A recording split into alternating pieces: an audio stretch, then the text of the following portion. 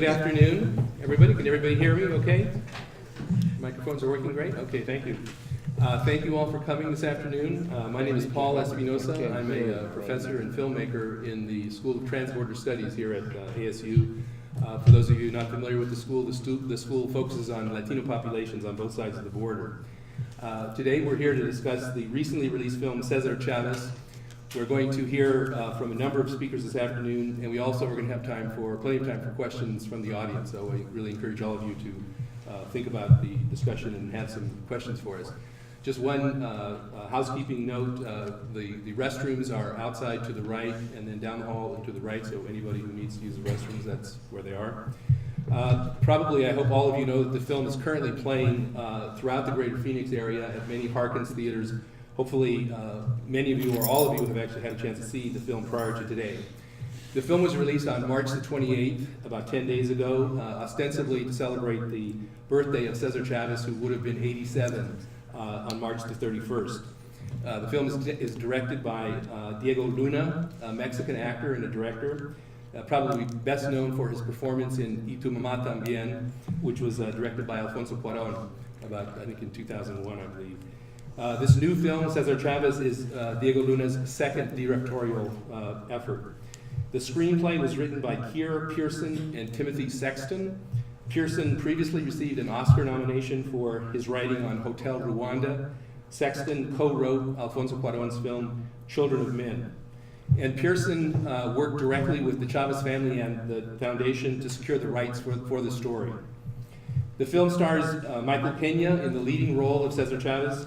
He has previously appeared in many films, including most recently American Hustle, End of Watch, and Walkout, in which he played the legendary Chicano teacher from East Los Angeles, Sal Castro. America Ferreira is in the film. She plays Helen Chavez, Cesar's wife. She's appeared in Real Women Have Curves, Sisterhood of the Traveling Pants, and TV's Ugly Betty. Rosario Dawson plays Dolores Huerta, who co-founded the United Farmworkers Union, and she's also appeared in many films. And finally, John Malkovich plays one of the California growers, and again, an actor who's appeared in many films. The film broadly traces the efforts of Chavez from approximately 1962 to 1970, from his founding of the United Farm Workers through the National Great Boycott, which he spearheaded. Most of the film was shot in northern Mexico, in the state of Sonora, and most of the financing for the film, which cost about $10 million, also came from Mexico. As I said, the film has been out for approximately a week and a half or 10 days, and it's earned about a little over $4 million at the box office so far. So today we're going to be talking about the film, and we have authors Miriam Powell and Matthew Garcia, along with one of the veterans of the United Farm Workers Movement, Gilbert Padilla. We'll hear from each of them about their views of the film, and then we'll have an opportunity for a broader discussion about the film and the comments that each of them have made. So I'm going to introduce each speaker before they make their comments. I'm going to start with Miriam Powell. Miriam Powell, who's off on the end of the table here. Miriam Powell is an author, journalist, and independent scholar who has spent most of the last decade writing about California farm workers, agriculture, Cesar Chavez, and the United Farm Workers Union. Her latest book, which just recently came out, The Crusades of Cesar Chavez, is a definitive biography of this iconic leader. The book is a follow-up to her first book, which was called The Union of Their Dreams, which tells the story of the farm worker movement through the eyes of 8 key participants who were involved in the farm worker movement. Powell has worked for 25 years as a reporter and editor, and her recent work was supported by a fellowship from the National Endowment for the Humanities. So Miriam, please join us with your comments. Okay, thank you. Thanks for the introduction, and Matt, thanks for putting all of this together. Thank you guys all for coming and for being interested in the film and being interested in Cesar Chavez. And I think the greatest value of the film is that it does hopefully spur some more interest in someone who is a really important historical figure and is virtually unknown today in many, many parts of the country. And you know, Diego Luna did a lot to promote the film. Some of you may have seen some of the things that he did, and he went to a lot of campuses across, particularly in California. And the film premiered at South by Southwest in Austin, and he went out on a street corner, and there's a video that you can find on YouTube, and it kind of went viral. He stood on a corner of Cesar Chavez Boulevard and stopped people at random and asked them if they knew who Cesar Chavez was. And basically people did not. There was one person said, "I know who that is, it was the Venezuelan dictator."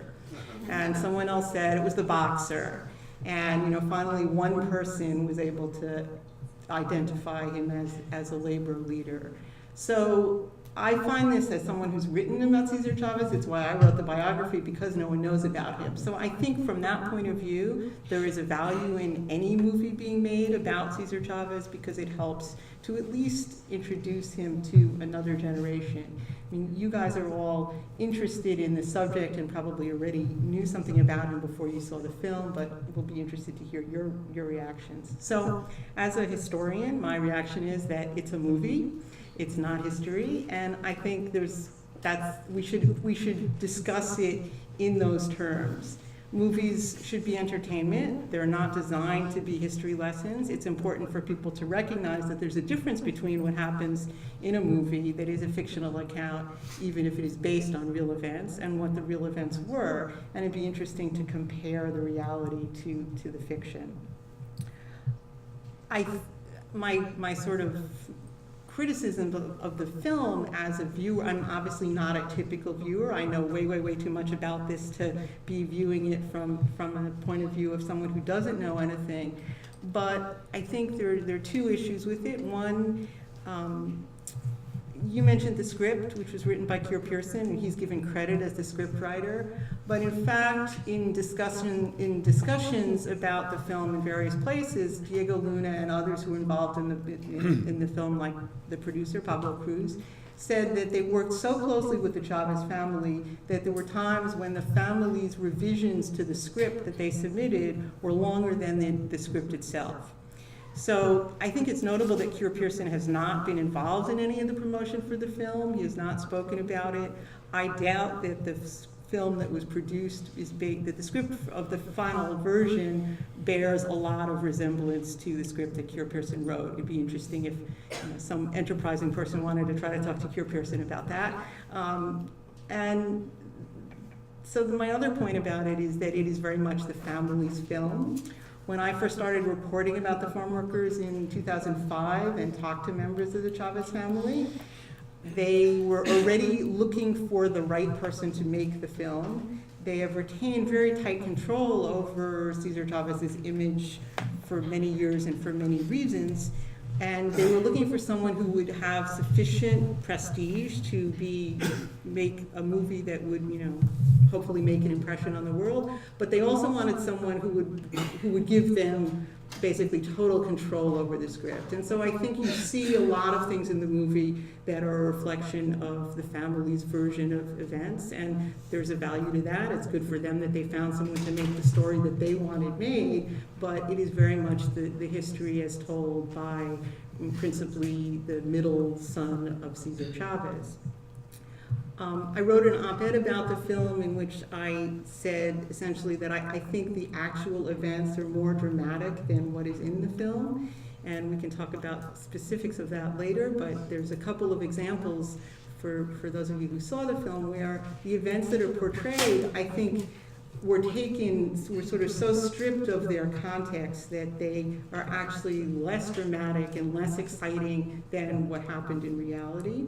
So some of the decisions, I think, from an artistic point of view might not have, don't do Cesar Chavez a service. And my largest sort of overview of it is that by portraying, what the film is a feel-good movie about someone who was a Mexican-American hero and who took on the bad guys and won, and that's great.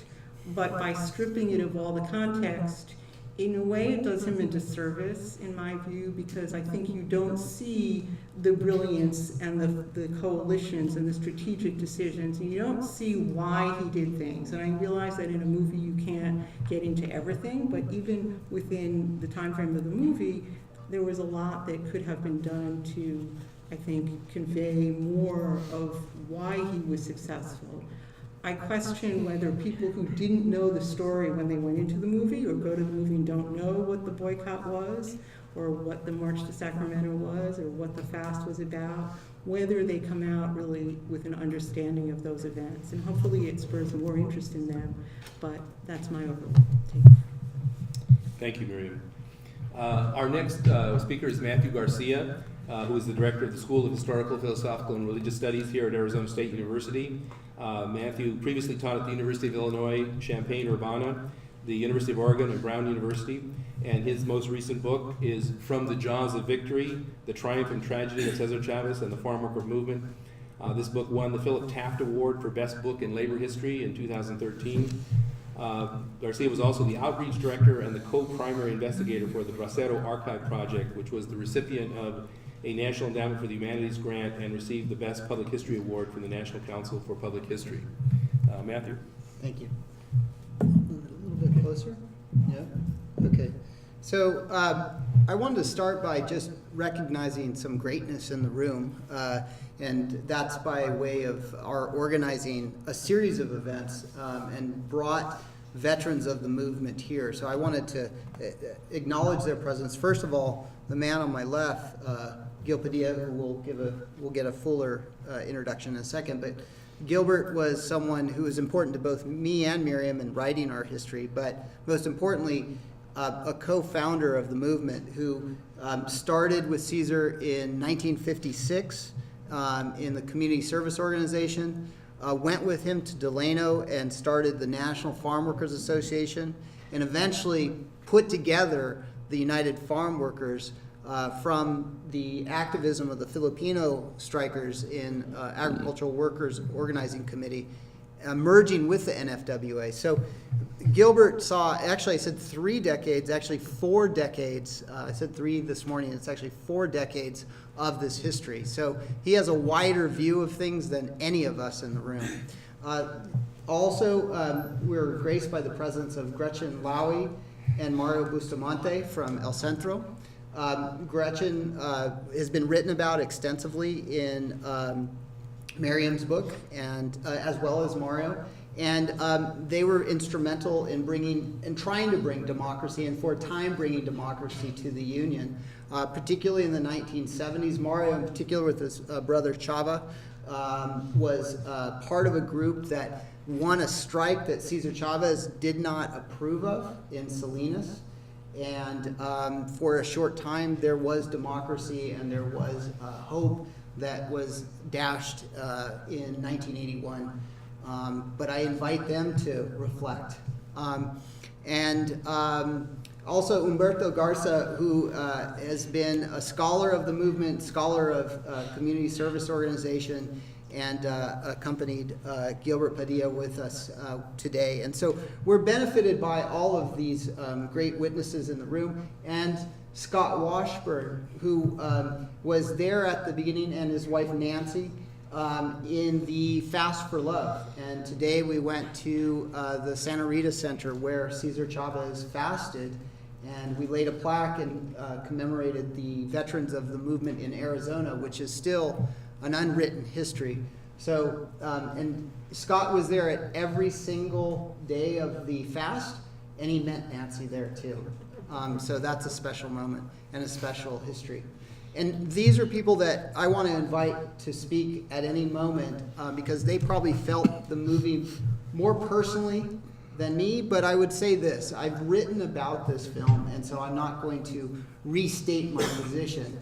I want to instead talk about a few things, a few reactions that I had while I was watching the movie that I thought put it in a slightly more positive light than I did in Zocalo, where I published, and it got picked up and published in Merced and the Smithsonian Magazine.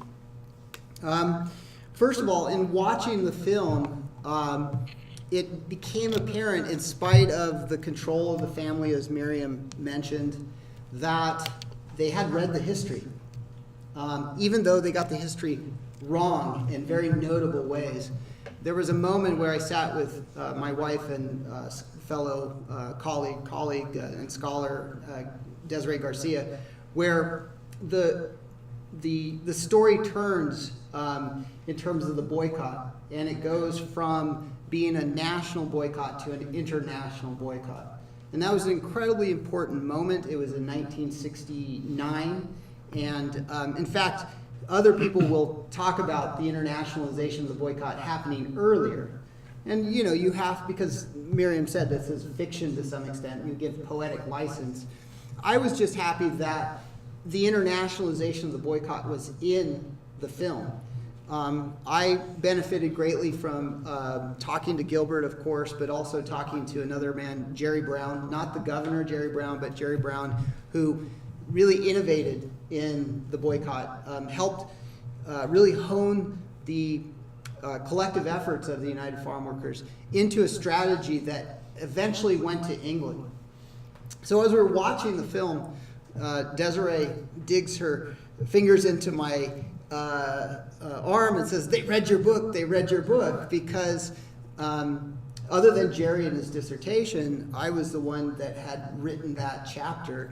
And so I felt mixed emotions at that moment, because as I watched the film, I said, okay, they read my book, but they substituted a young 21-year-old Jewish American student who had made sacrifices in London to single-handedly build the boycott, and substituted her with Cesar Chavez.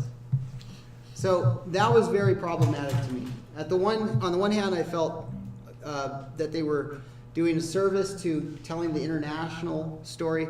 On the other hand, this was really awful gender politics and subverting the role of women, and this particular woman, Elaine Ellenson, in the movement. And there have been other people that have chimed in and said, that was Elaine, that was supposed to be Elaine. That was a mixed emotion. The other moment that I felt good about and also was frustrated with was the fact that Filipino Americans were represented in the film as people that were really taking the fight to the growers.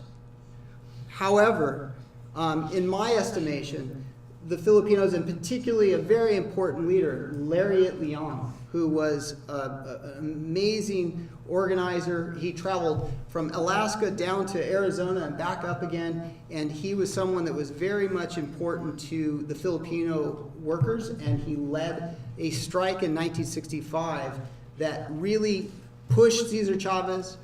Gilbert will tell you, pushed him to think more radically and think more aggressively. And yet in the film, they are given very short shrift. And in many ways, in my opinion, Lariat Leon comes off as a version of blackface, what I would call yellowface. That it's a characterization, a caricature of an Asian American, and follows a long tradition of misrepresenting Asian Americans. So on the one hand, you have this great film addressing Mexican Americans and putting Latinos on the silver screen, but at the same time, I think doing an injustice to Asian Americans. And I was really, again, had mixed emotions and somewhat sickened by it. The last representation that was both exciting and frustrating was Malkovich's character. Now, what they were trying to communicate in the film was that, like Cesar having a struggle with his oldest son, Fernando, right? John Malkovich had a struggle with his son, right, and how to run the business. And so it was a father-son story mirrored in the father-son story that's happening in the growers' world. And what I was most excited about in that representation is that they captured the fact that the growers were not a bunch of fat cats. They were not a bunch of people that were removed from the fields. They lived in the communities. They were invested in building their businesses. And they were immigrants too, right? That was the other big part. Marshall Gans, who has written about the film and written a book of his own called Sometimes David Wins. He was a veteran of the movement. He imparted to me that the divides amongst the growers were really important to the United Farm Workers in the early days in terms of dividing and conquering them. The Slavs did not talk to the Italians. The Italians had problems with the Jews down in Coachella. And that kind of diversity was a weakness for, and no one talked to the Japanese, by the way, until the 1970s. And that kind of weakness was something that the United Farm Workers took advantage of. So to show that diversity in the growers was a really important aspect. I think they could have really explained it a little bit better, but the farm workers movement, unfortunately, in its representation, did not equal the kind of diversity and the immigrant backgrounds that many people had within the movement. So while there was diversity, while there was immigrants in the growers' story, what made the union strong, in my opinion, was the diversity that they were able to manage and marshal to offset the divide in the growers. And so in many ways, whenever they could replace a woman, whenever they could replace an Asian American with a Mexican, they did, to tell a story that was far more complex and far more diverse. Finally, the issue of Malkovich, a small issue, I grant you. It was not a Slavic grower that signed those contracts. It was Giomara and his son, John Giomara Jr., that was at that table. And I was also finally looking for the moment that Miriam describes so eloquently in her book, when John Giomara Sr. throws up his hands in resignation, right? The hands didn't go up in the film, and I was disappointed in that. So really kind of mixed emotions. I know this is a little bit different than my very critical remarks in Zocalo. I think there's some things we need to take away from it and learn from, and that's really, in the end, the value of these kinds of films, that they lead us to look for the deeper meaning and the other historical lessons that can, let me just say, be found in this astonishing book, a really amazing book, a book that reads better than any movie version of it that you'll ever see. And so I definitely recommend this book. Thank you, Miriam, for writing it. Thank you, Matt. Our third speaker is Gilbert Padilla, who Matt very eloquently introduced already, but let me just say a few other comments. Gilbert Padilla first met Cesar Chavez in 1955, and he worked with him in the Community Service Organization until 1962, when both of them left to form the National Farm Workers Association, which later became the United Farm Workers Union, in conjunction with the Filipino workers, as Matthew just said. Gilbert Padilla worked closely with Chavez, organizing farm workers until 1980. In the 1960s, he was a key player in the nationally successful boycott of table grapes, traveling around the country to sustain this effort. And he left the UFW in 1981 because he believed the group had lost its focus. So, Gilbert, thank you so much for joining us today. I don't know what to start. We talk about criticizing the film. You could say whatever. Certainly, if you'd like to offer some comments about the film. You're in that the would, film. And, I don't think we've anybody who's actually said that Gilbert is in the film. yeah, he's... Well, it's a long history, and it's there was a reason that we started the farm worker movement back in 1962, because while we were in the CSO, and I was part of the CSO, staff of CSO, which is the Community Service Organization, Cesar then was the director of CSO, which he had hired me 2 years prior to that. And at that convention, we were asking the membership and the delegates at the convention to take an active role in getting legislation for farm labor in California. Since, as probably everybody knows, that in 1937, when the laws were passed for workers, the farm worker was excluded, including the domestic workers. And then I came from the migrant stream, so did Cesar, so it's a lot of them. So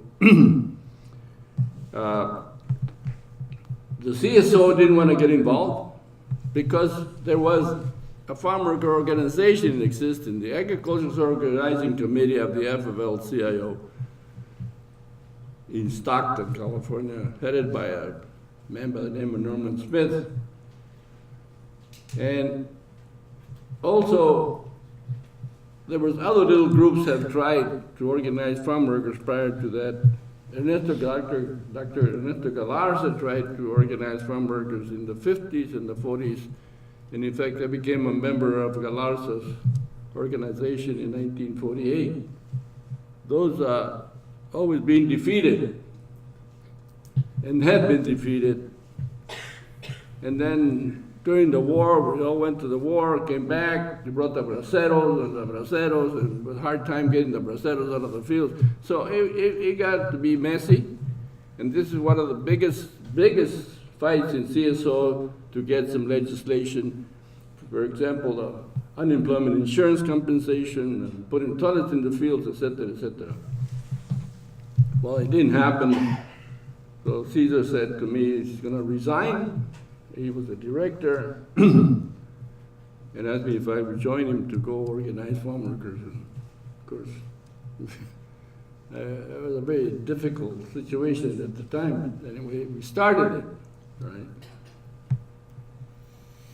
First, we started by organizing people in the fields, not talking about strikes, not talking about union. We were talking about an association. And we started signing up workers.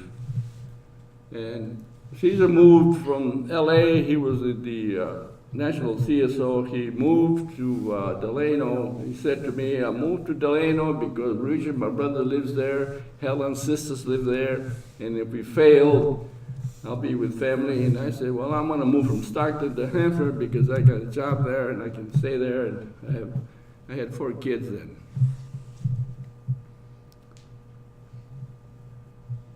What was happening then is that there was no order in farm labor. There was no way of helping them when they get cheated by labor contractors and cheated by people. So we decided to do a services and start organizing the workers into an association, National Farm Workers Association. And since September of '62, we had a convention. In that convention, we got the eagle, and then we got a due structure, and we elected farm workers on the board. None of us, because we had been out of the field for a long time, but we went up. Only farm workers were going to be on the board, and we elected 5 people to the board. And then we approved everything, and then we went on to organize. Jim Drake came into the picture of farm labor from the Magan Ministry, and he started organizing in a little town called Porterville, Tulare County. He also had an organization called Farm Workers Organization. And then there was the AWOC, and then there was us, 3. The AWOC did a lot of strikes in the 60s, in the late 50s. They never really won contracts, but got increased wages. And it wasn't until 1965 when I did a little strike in Tulare County, and I already had a rent strike going, that Larry Iglion, he was the leader of the Filipino group, that he struck. He struck because in the summer, in the early summer, when they were in Coachella, they started a strike, but they didn't get any contract. They got a wage increase. So when they went north to Delano, they were asking for an increase. And since I had already started the strike, then Dolores told Iglion, because they were buddies, Gilbert striking, you better do something. So Iglion pulled all the Philippines on strike. That's how it got started. Then we were the National Farmers Association. We had no money. We had a credit union, and we had little service centers. And Cesar said, "Well, what are we going to do?" He called me. I was in the other county. He says, "But that way the world's coming to an end. Come on down. The Philippines, there are 5,000 people on the streets." And then he said, "Go to the Filipino Hall and find out what's happening." And I went to the Filipino Hall. It was full of people. And for the first time, I said this today, for the first time, I saw 3 Filipinos talking, interpreting. And I'm sitting in the front row, and after they got to talking and got the meeting, I asked Larry Leon, what's happening? He told me these are interpreters, because there's different language in the Filipinos. And they're speaking the Tagalog is the main language. So I said, "My dialects?" He said, No. They're languages. Ilocano, Pasingan, all these other languages. When I went back and told Cesar all this, he says, "Well, what are we going to do?" He said, "Well, offer him some paper, offer him something." So I went back to the Filipino and offered to help. And then we called our own meeting at the church. It was full.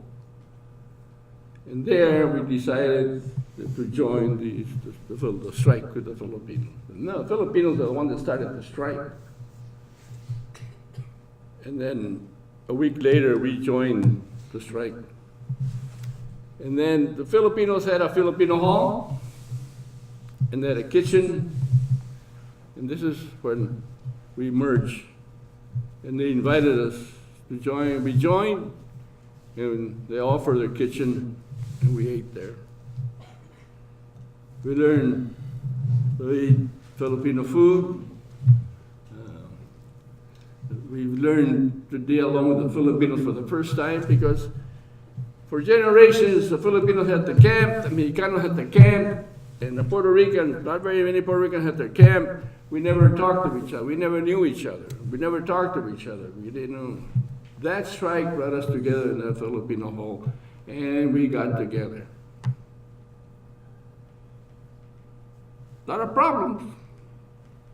In the picket line, the police was very harsh on us. A lot of arrests, sprayed with pesticides. If I'm going too long, stop.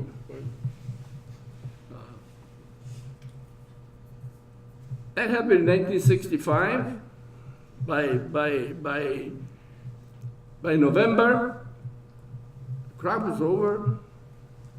And then we got together and says, what are we going to do now? I mean, there's nobody in the fields.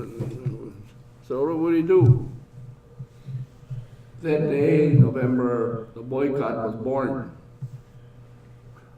Jim Rigg said, let's boycott the grapes. I remember he said, "Oh yeah, what are you going to do? Tell people all over the world to buy grapes?" He said, "Yeah, that's what we're going to do." And it sounded like a joke at the beginning, then we started talking about it. Well, the next day, I was in LA, boycotting, chasing trucks. Anyway. May I stop here and maybe you can ask me some questions? Why don't you just tell them what you thought of the film? You were in the film. Oh, let me tell you what I thought of the film. I'm losing track. Remember, I'm not a young man. The film, I saw the film. I was very disappointed in the film. There's no participation of the Filipinos. Since the Filipinos started it, since the Filipinos the ones that fed us, since the Filipinos the ones that did everything, nothing. Nothing. That was very disappointing. I know it's a Hollywood movie. I know the family had control over the movie, but that was very disappointing. To to show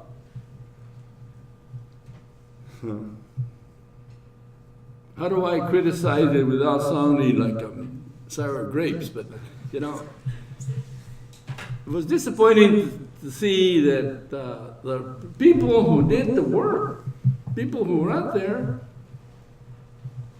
weren't shown. 3 people killed. Juan de la Cruz was killed from inside the field, shot through the heart, killed. No arrest. Never arrest. Naji Taifula was killed by a sheriff. No arrest. Rafino Contreras in El Centro was shot from the inside the field, killed. No arrest. Never got a winner. They showed part of it, but they didn't show what the sacrifices and the screaming of the wives who were crying in the fields for their loved ones. None of that was shown. I was disappointed that there was something that should be shown. I'm disappointed to see people like Marshall Gans, who came in at the age of 19 years old, not shown. Eliseo Medina, who joined the strike, became a very good leader. It wasn't shown. Jim Drake, who came at the beginning, who did a lot of work, wasn't shown or even mentioned. Richard Meyer, who came and must have brought in millions and millions of dollars into the movement, wasn't shown. It was a family movie. I was very disappointed. I wish they would have shown Idlion, not just a picture of somebody who looks like Idlion.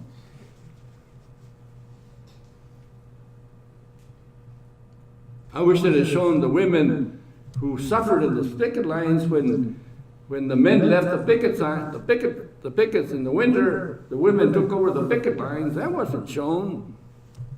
And the women suffered there wasn't shown.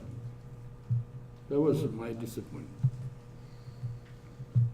What did you think of the man that represented you and your role in the film? Well, since that, nobody talked to me about who was doing the film, and I got this call. My man, his name was Yancy Arias, and he says, "I want to talk to you because I'm gonna be representing you in the film."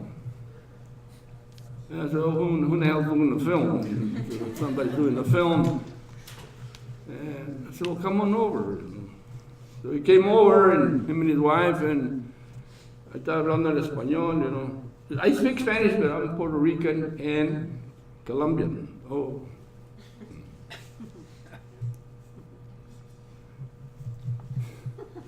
And he talked to me, I talked to him, asked me questions like anybody would ask me questions. I'll tell him what happened.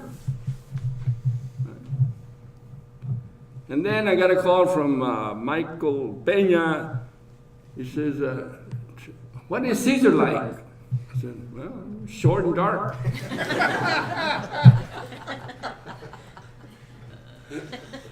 Because I'm gonna be him. Oh, where you from? Chicago. Oh. So I told him, "Oh, he's smart. He read a lot. He's witty, stubborn." So no. Then I got a call from the other who's representing Tony Renine. Asked me the same thing. And that's all. That's the extent of my involvement in the movie. But I did tell Yancy when they came to the house, my wife said, "Put a mustache and put glasses on and speak Spanish." And I told him, "Oh, you know, Yancy, I want you to once in a while take a nip." Because I was known to take a nip now and then, so I wanted to be shown as taking a nip, and by God, he did it. That's right. That's realism for you. So I wish it had been a better film.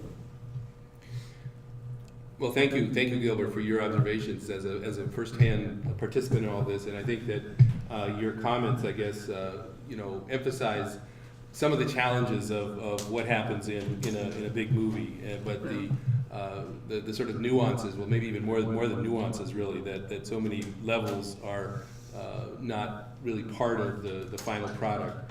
I want to say one more because it showed Jerry Cohen on the film like a hippie. It was very offensive because Jerry Cohen was not a hippie. Showing him in a van with the flowers on it and screaming. So he was gonna hire him for $5 a week. I said, no, we didn't pay lawyers $5 a week. We paid him $600 a week, not $5. Cohen was very upset because Cohen had the scene when, I think it was 1969, when they were going to arrest Cesar for picketing because they got injunctions all over and Cesar was fasting and going to court in Kern County, and there must have been thousands of farm workers. The courthouse, since I was full, workers were out there in the yard. Some were kneeling, some were laying down, and the DA was very angry about all these workers out there. And he went up to the judge and said, I want you to clear all those workers out of the courthouse. This judge got up in his seat and said, if I do that, that's just an example of goddamn legal justice. No, I am not going to remove him. And that should have been in the film, I think. I mean, I would have liked that to be in the film.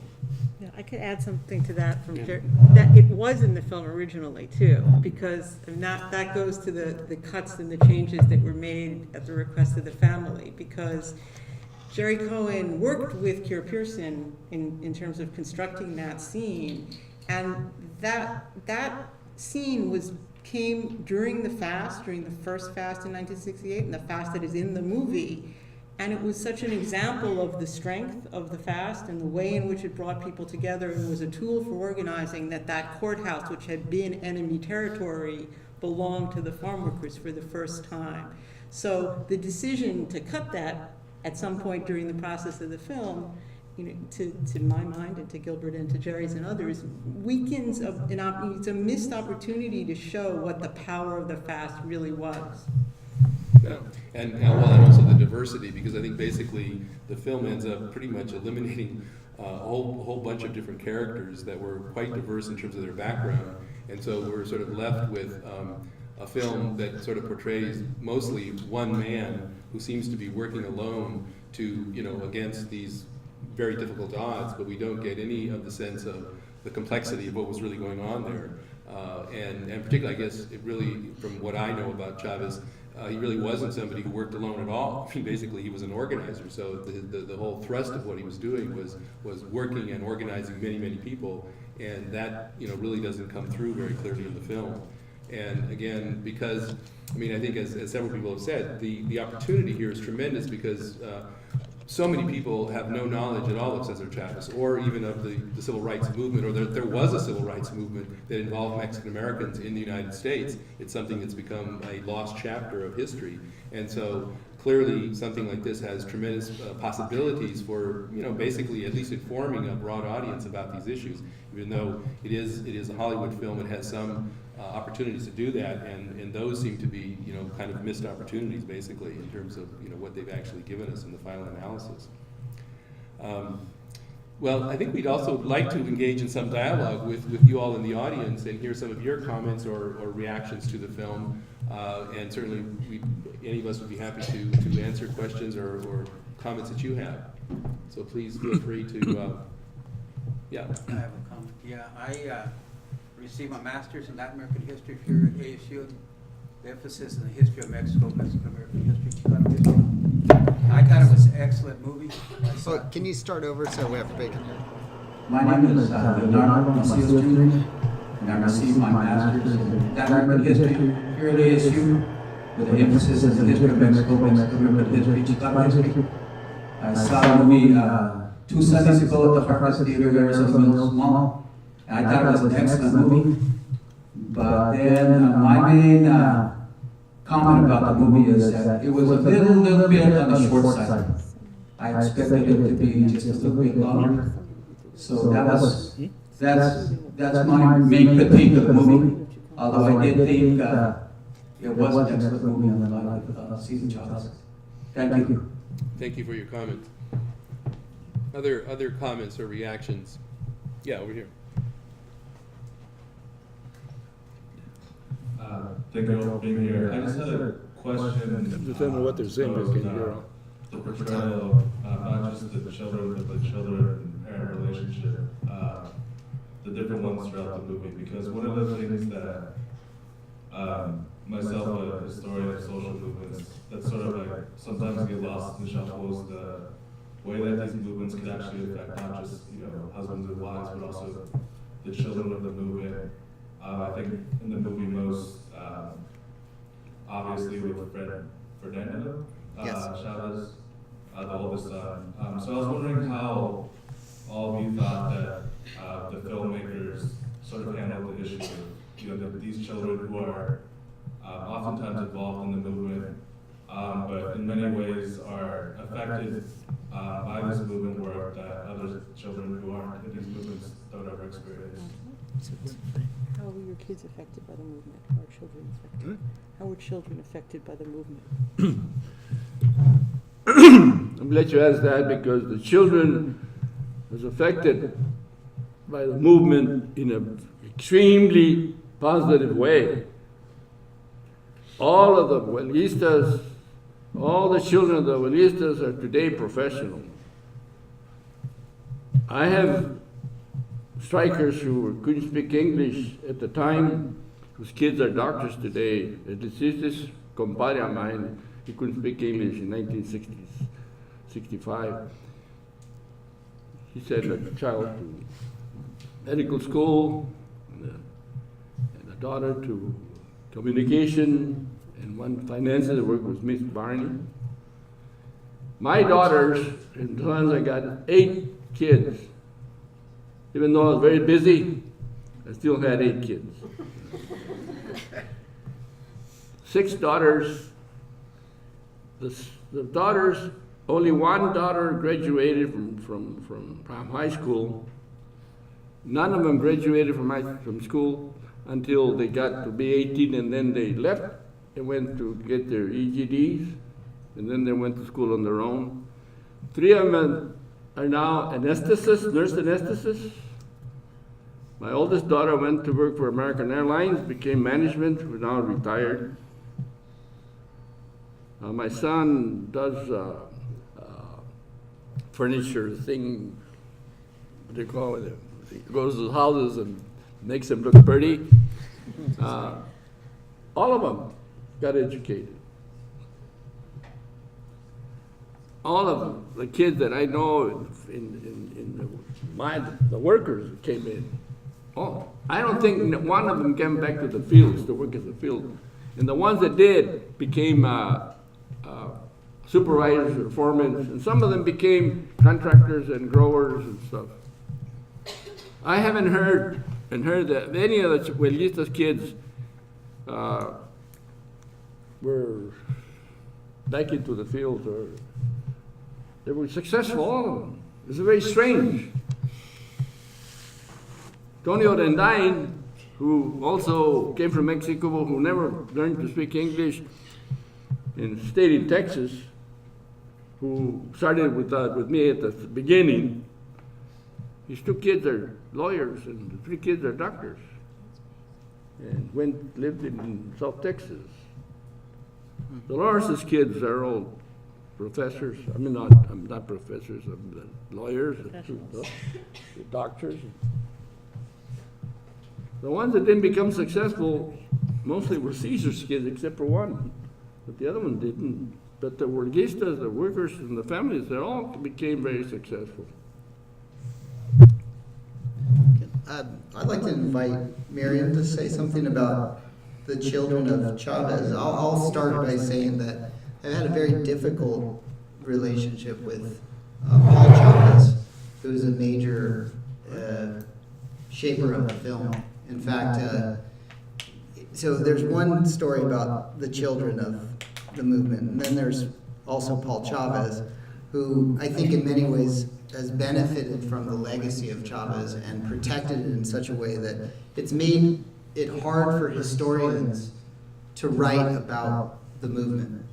And I feel like in some ways that's, no, in all ways, that's a misrepresentation of what Cesar Chavez would have wanted. That he left a huge archive to us, and only by the sheer force of will did myself or Miriam, and there's others, Frank Barnicky wrote a very good book, but Miriam and I were deep in the archive, and you get a sense that Cesar wanted the story told, but there are some within the family, particularly Paul Chavez, who doesn't want that story told, and it was very difficult for me to do that. Okay, I'll say a few things about the children issue. First of all, the child portrayed in the movie is really Paul, who Matt just referred to, who is the head of the Chavez Foundation. Fernando was born in 1948, so at the time of the fast in 1968, he was already 20 years old. He was not there. So to the extent that there's a sort of representation of a child of Cesar Chavez who resented his father not being around and paying enough attention, it's probably to a large degree more Paul Chavez, who was influential in shaping the film. Fernando Chavez did leave. He's the only child of 8 among the Chavez family who went past high school. He became a very successful lawyer. He did enjoy playing golf. He did live with his grandparents. He was quoted in a recent interview saying he left Delano as soon as he could, and he never went back until his father's funeral. Did I just lose the microphone? There you go. Try that one. He left Delano as soon as he could, when he was still in high school, and never went back until his father's funeral.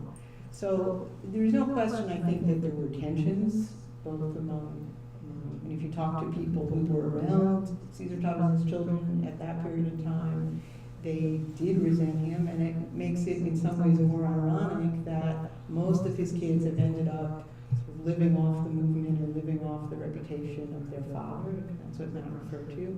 There are a whole bunch of sort of subsidiaries of the Farm Workers Union that have sprung up, and most of his kids have ended up working for them.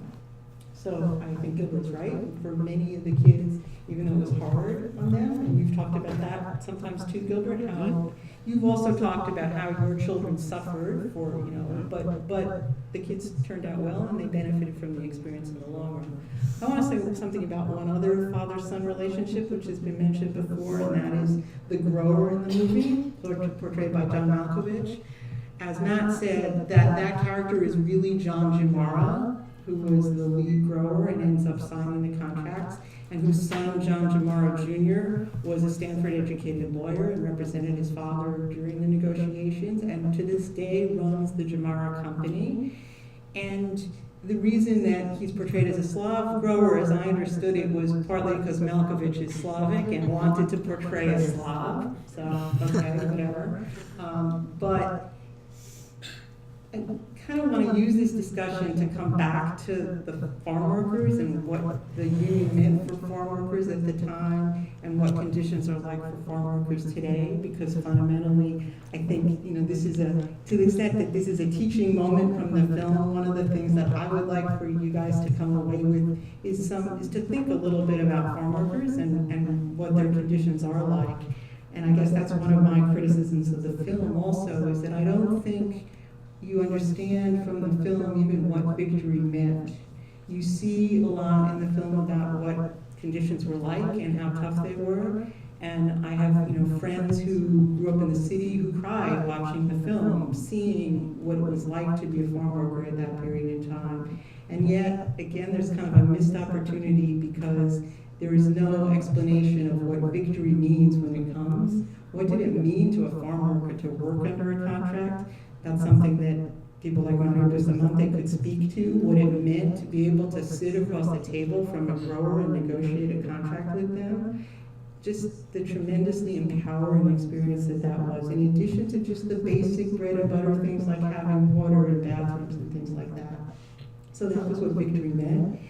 And I think the sad part is, you know, there was a moment in the movie where Malkovich just has this scene with his son where he says to the son, you know, all I've ever wanted is to be able to, you know, work hard and pass this on to you. And by the way, John Jr., who was portrayed in the movie also as a caricature and kind of a dumb, bumbling kid, was a very shrewd and smart lawyer. And so you sort of come away, I think, from the movie with the sense that Malkovich is on the losing end of this, and that his sort of quest to pass on this legacy to his kid is a lost cause because they've lost to, you know, because Chavez has won.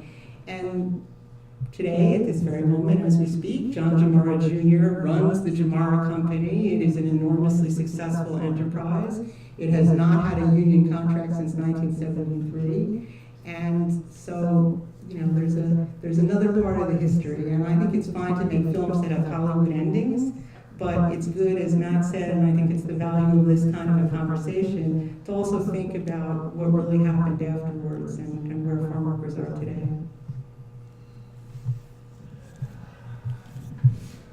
Other questions out there? Looks like we have a dead battery in the other one, Oh, so yeah. I'll be Okay. happy to run this back and forth.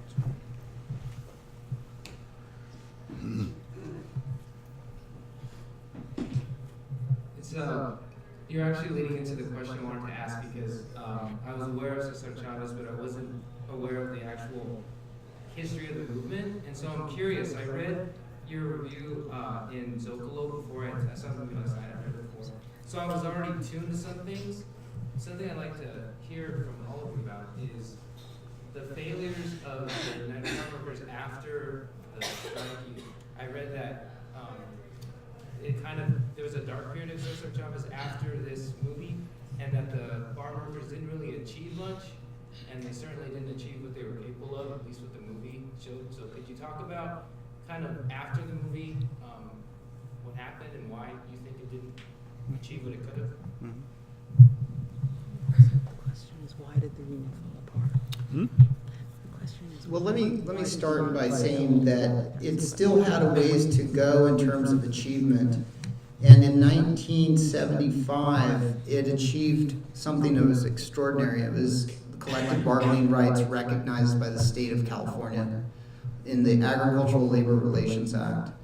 And that was an extraordinary thing because, as Gilbert said, farm workers and domestic workers had been left out of collective bargaining rights. So right to form a union, to right to negotiate the conditions of your labor and the pay with your employer. And so that continued, right? The success from 70 to 75, there was bumps along the way, but that was also another moment where there was success. And it gave farm workers the ability to actually have elections and determine whether they wanted the United Farm Workers to represent them. There was also another union. It was seen as a rival and an evil empire, and that was the Teamsters. That's another complicated story, but for the most part, the United Farm Workers won against the Teamsters, and they also won against no union. The tragic part of the story, and this is just part of it because Miriam and Gil lived it, and they can testify to some more disappointment, is that Cesar pulled away from organizing farm workers after that victory. And it's complicated, but he became much more invested in building a community at La Paz, the very place that President Obama has determined is going to be a national park, which is fine, but there's a complicated history to that place. And the complication is that he was much more invested in building a community that had a kind of religious aspect to it and moved away from the farm workers and organizing farm workers and would have allowed them to take advantage of ALRA. So that was an extremely disappointing thing. There's probably more disappointment that either Miriam or Gilbert would like to talk about. I mean, obviously, the late 70s and early 80s in Salinas. So, You want to talk about why you think it fell apart? Oh, why it fell apart? Well, it's still there.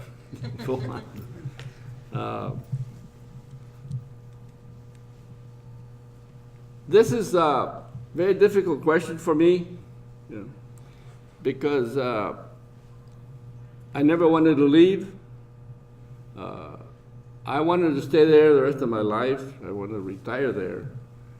What happened is that Cesar began to get different ideas, different directions, not what we have chosen at the beginning, not what I went in for, and we had a big disagreement on the direction he was taking the movement.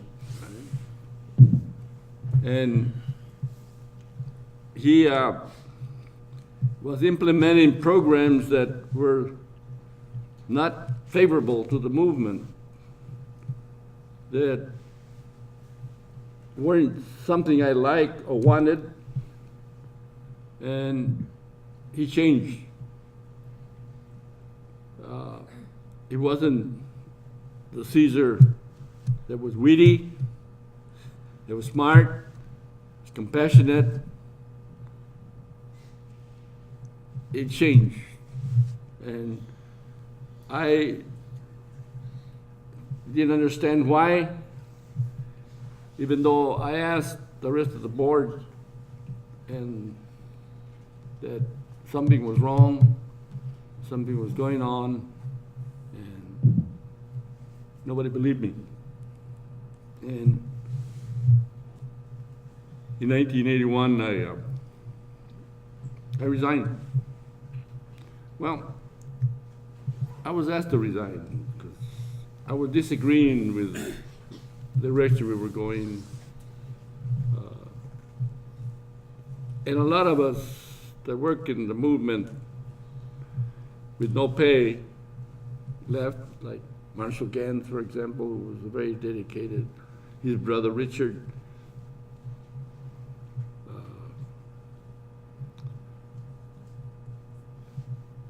My wife, his wife. The majority of the strongest leaders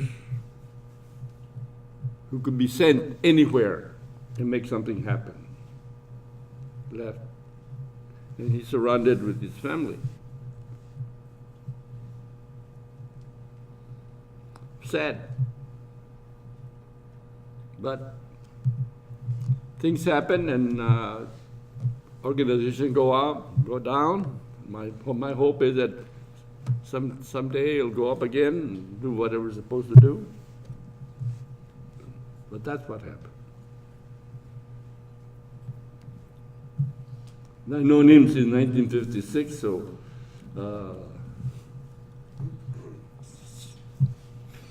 why he changed, who knows? I don't know. I've been asked that all the time. I don't know. He changed. I mean, he just goes a different direction. You know? People change. Yeah, Miriam, will you say just a little bit more also about the farm workers themselves and the organizing efforts?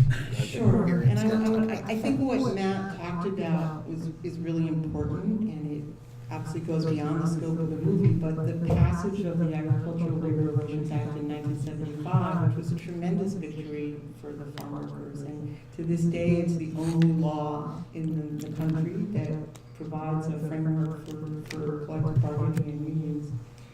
It unleashed this tremendous demand. There were hundreds of elections, and Chavez didn't really want the law. He was forced, maneuvered for various reasons into supporting the law, but he liked to function as what he called the nonviolent Viet Cong. And once you have a law, you're playing by someone else's rules, and a lot of his great talent and strength was making his own rules and figuring out how to, create a new game even. And now you have this game. And in addition to that, the law was, forced, the union becomes in some way a victim of its own success. Because you have back in 1965, he talks about needing to find a cross between being a movement and a union. And this is very much in his mind at all times. And as long as you're sort of in this fighting mode, you can preserve the movement spirit. But it's a lot harder to make the transition to peacetime. The contracts that were won in 1970, even backing up before the law, were tremendously problematic in terms of their administration, because suddenly there are hundreds of contracts and thousands of members, and anyone, if you talk to anyone who works with any union, not just farm workers, lots of people don't want to be union members. They resent having to pay dues to a union.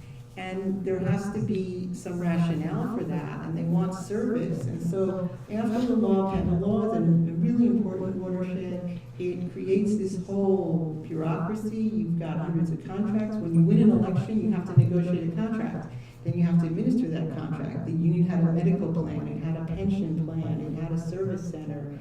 And it's all being put together with Band-Aids, kind of, and most of the people who work for the union, as Gilbert said, were volunteers, and they were working essentially for free. Well, people don't work for free for their whole lives usually. So people came and they went, and a grower would show up to negotiate with the union, and the negotiator had quit, and there's somebody new, and they don't know anything. And workers start to get very frustrated because this is not what they voted for, and they want an efficient union. And after the strike in 1979, which was really successful and produced the strongest contracts the union ever had in the vegetable industry in Salinas, there was a worker leadership and elected representatives of the workers for the first time who were paid to do union work and to work full-time for the union, and Mario was one of those people. And suddenly, that's a challenge to Cesar too. There's a rival power to some degree, and that became even more problematic for him, and kind of led to more purges, and ultimately, to some degree, ultimately the contracts became a burden and were distracting him from other things he wanted to do. That's a very simplified explanation of a very complicated situation. But, in spite of, we had our up and downs, and we did bring a population of people in this country or in this states and these other states into the mainstream of America, who get protected under law. And that, for me, I am very grateful and very proud that in California, workers have one of the best labor laws in the country.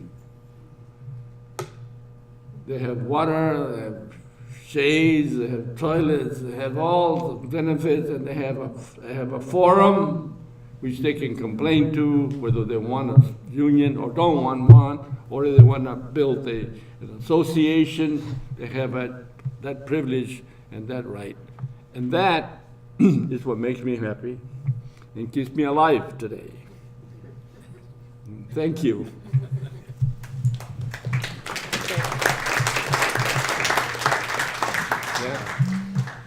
I can hear what Thank you, Susan.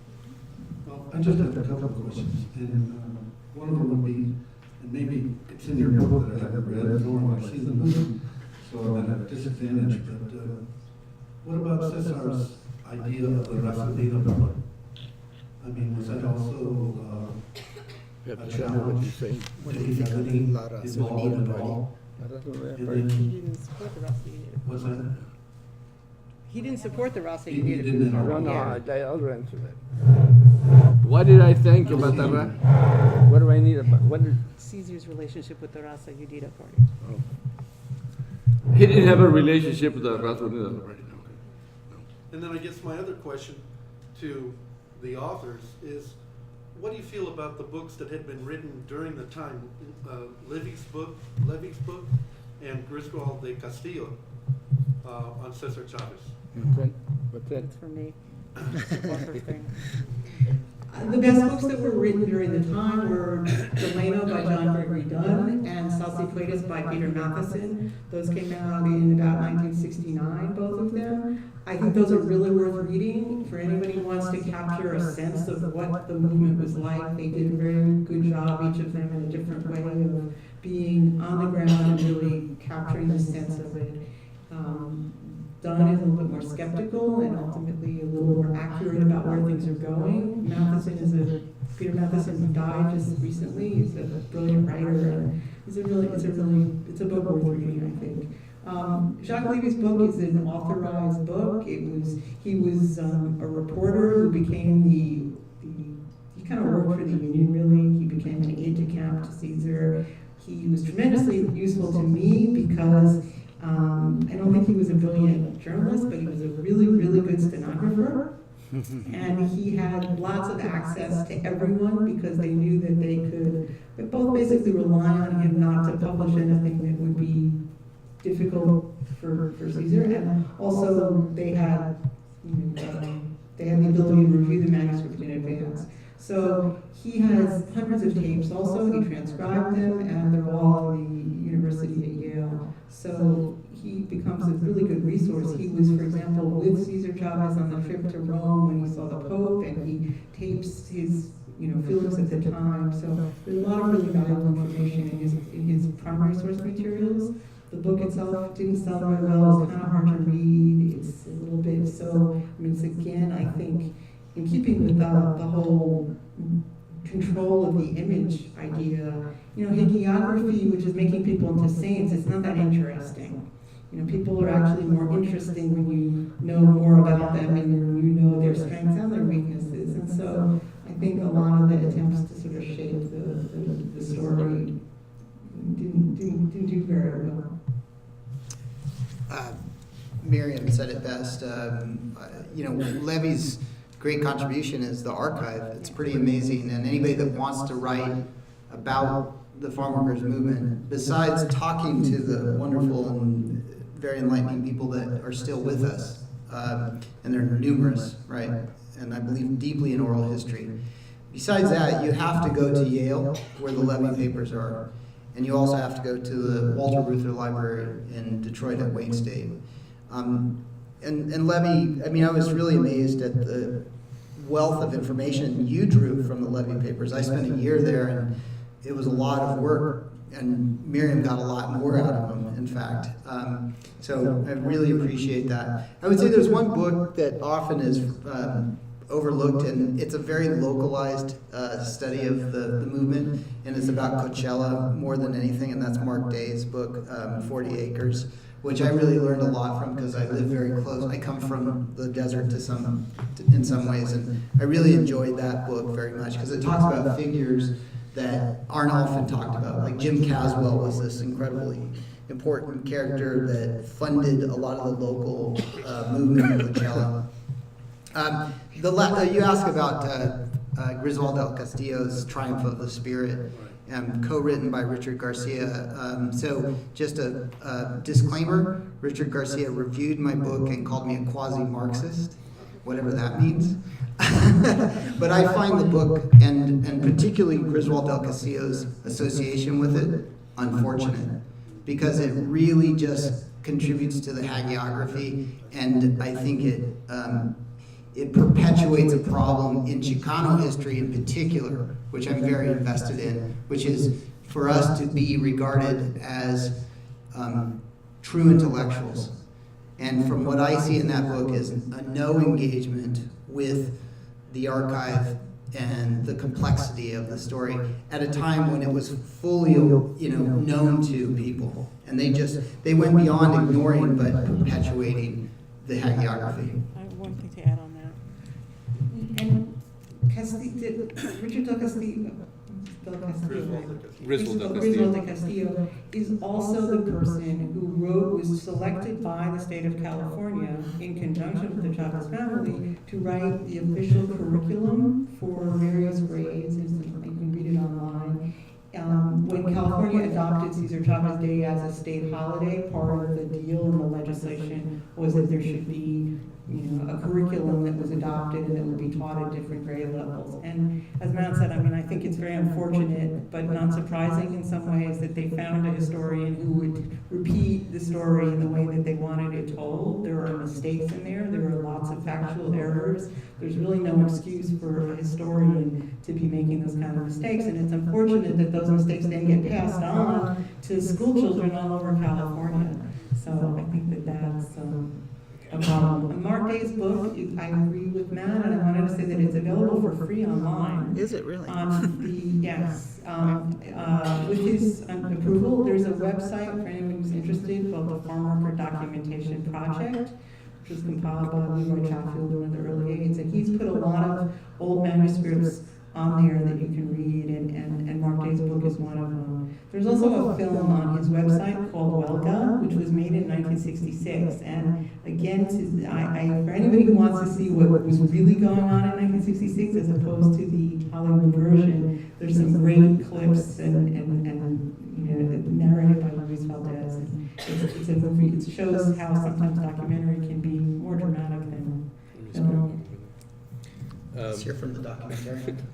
No, I just want to mention actually a brand new film which has just come out called documentary Cesar's Last Fast, which is a film that just premiered at the Sundance Film Festival in January. And I was in San Diego for the San Diego Latino Film Festival last month and had a chance to see it, and I thought it was a really fine film. In fact, Gilbert is interviewed in it, and many of the people that Gilbert and other people have talked about who don't appear at all in the feature film show up, Marshall Gans and many other figures who were very, very important in the farm worker movement. And the film is really a challenging. I mean, Chavez is a challenging figure basically to make a film on. In fact, I might say that for years it was actually very difficult for anybody to do a documentary on Chavez.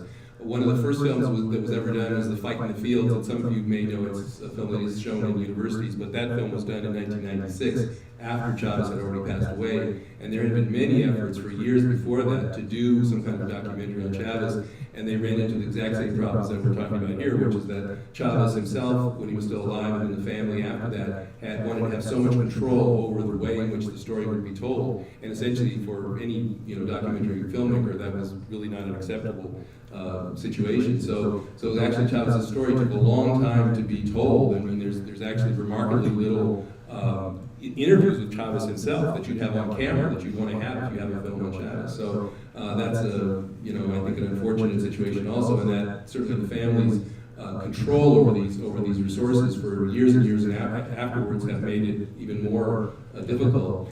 But I say I think this Cesar's Last Fast is a film that definitely will be coming to here at some point, and I would definitely recommend it to people. I think it's a very much more insightful film in terms of the real story of what's going on than the feature film.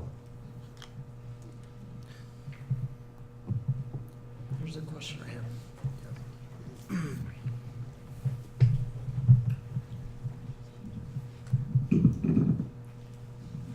Hi.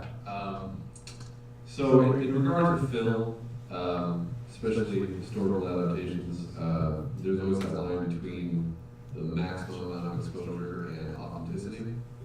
And, to afford the conventional Hollywood field of voice concession or the inaccuracies that you've all mentioned, but in the interest of educating most people about Cesar Chavez and all the groups of individuals involved, do you find it preferable to have a more accurate yet less popular or well-known film, or do you think there is, how's the balance with this product? What do you think? Is it better to tell the right story to a few people or the wrong story to many? That's a great question. That's a great question. I'll answer that. Miriam wants that I one. want that That's a one, good yeah. question. I Yeah. like that. Yeah, I don't think they did either. Yeah. That's my answer. I don't think they made a great, compelling movie or an accurate one. I think that it was somewhere that they failed on both counts, and that's really the tragedy of it. It's not a terrible film from an entertainment point of view, but it's not a particularly good one. And there's been, if you follow any of this stuff, if you look on Twitter and you do hashtag Cesar Chavez movie or anything like that, there's been a lot of debate in the Twitter sphere about this movie among Latino groups and different sort of both artistic and politically involved people. And there was a commentary recently by there's a Latino Rebels, I don't know if anybody follows them, but they're worth following if you're interested in these issues, by someone who said, you know, it's not enough anymore to just cheer for a film because it was made by a Latino filmmaker and it's about a Mexican-American hero. We should have a good film about that subject. And so, you know, I'm not a film critic, I'm not a historian or whatever it is that I am, but if you look at the reviews that the film got from people who have nothing to do, you know, obviously we're talking about it in terms of from a base of knowledge, but if you look at the reviews from people from Variety and the Hollywood Reporter and the New York Times and so on, what they all say is it's kind of a boring film. And so I think that's the problem. It's neither an exciting dramatic film, you know, or a particularly historically accurate one. Yeah, I definitely don't think it's an either-or proposition. In other words, you don't make a film that's like popular and therefore inaccurate because you want to reach a wider audience. In fact, this is a very good exhibit for that because the film is really, I mean, after 2 weeks to have the kind of box office that it's had, it's really disappointing. I mean, I'm sure it's really disappointing to the distributors of the film because they expected this film to be a much bigger film. And it's already lost like 75% of its audience after the first weekend, and it's not a particularly big film in the first place. So I mean, I would say the word of mouth on this film can't be very good. It's been the critics have been actually savage the film. I mean, on if you look on like Rotten Tomatoes, I think it gets like a 40% on Rotten Tomatoes. So I mean, that tells you something about the way people are viewing this film. I mean, I think you can make a compelling film that is accurate and that, you know, you can't tell everything in a film. That's certainly one of the points that people are saying here is that Chavez is a complicated figure, so you have to decide what portion of his life you're going to take on. But that doesn't mean you have to somehow be inaccurate. I mean, I feel, having seen the film, that you really don't understand why this person has the convictions that he has and why he does what he does. It's like you almost have to know the basic story to even, you know, oh, I see, this happened, that happened. But it's sort of a jumble of events that I don't think really compel tell an audience why this happened and get us involved with him as a character. For you know, the vast audience that doesn't know anything about him. At least that's my opinion about the film. Yeah. And a filmmaker who's thinking about making a film about Reyes Lopez Tijerina, another great Chicano figure, actually from Arizona originally. I once advised him that he should take the P.T. Anderson approach, which was to completely fictionalize the person, right? Now, I don't think you can do that with Chavez because he's too familiar to us. But in the best, and I say this in the Zocalo piece, I think the best films, the most entertaining films, are the ones that explore the dark side of the figure and that figure is completely fictionalized but based on a historical character. So a good example is P.T. Anderson's There Will Be Blood, and it's based on Edward Doheny. And those films kind of give you a lot more political license, poetic license to play with the facts and yet get the essence of the person. And in fact, Chavez, and some people have said, well, you know, criticize the film for not going into the 70s. That's not what he was doing. In fact, I would have encouraged him to go into the 70s and to show the ways in which Chavez struggled with demons and struggled with people. And it's not unheard of in biopics to do that. For example, Johnny Cash in Walk the Line. Not a great film, but at least he struggled with alcoholism. He struggled with homelessness. He struggled with a lot of things, and the film is better for those struggles. So I would have encouraged Diego Luna to explore the struggles over a broader sweep of time if it included the complexities of the man. By ending in 1970, it simply perpetuates the usual story of the UFW, which is sign the contracts, we all celebrate and go home. And that's not the totality of the history. And it's not the totality of the man. We're pretty close to the end. So if there's not any other questions. Last chance for any final questions? Yeah. I have a comment. My name is Reverend Leonardo Macias Jr. Anyway, I want to comment on the comment that this elderly Mexican-American / Chicano statement made. I apologize, I got here a little late, so I didn't catch his name. Hopefully I will a little bit later after this presentation, this program here. But anyway, I wanted to comment on, he said that he and other prominent leaders that were with Cesar Chavez left the UFW, left the movement, because Cesar Chavez started to change. And then in my analysis of Cesar Chavez, beginning with the time that I was a student at Westwood High School in the late 60s, when Cesar Chavez was at the height of his organizing activities as a founder, as a co-founder of the United Farm Workers Union, UFW, along with Dolores Huerta. That happens to be my wife's maiden name, Dolores Huerta, as well. But anyway, the change I saw in Cesar Chavez was that when he developed a lot more notoriety, he started becoming very famous, not only here in the United States, but throughout the world. That Cesar Chavez became less of an organizer and more of a Martin Luther King Jr. / Mahatma Gandhi civil rights leader and our leader. So I think as a result of that it also led to the UFW and the United Farm Workers movement heading into a different direction, which caused people like this elderly statesman right here, I don't catch his name, to leave the United Farm Workers Union movement, and others to leave as well, because he became less of an organizer, and he became more of a Martin Luther King Jr. civil rights leader. And that's my analysis on the change that I saw in Cesar Chavez. Thank you for that comment.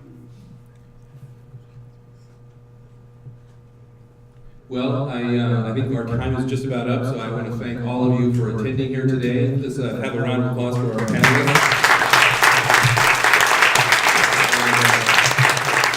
If you haven't seen the movie, go see the movie. All right, I'm gonna run because I gotta walk back and Okay. then I'll see you.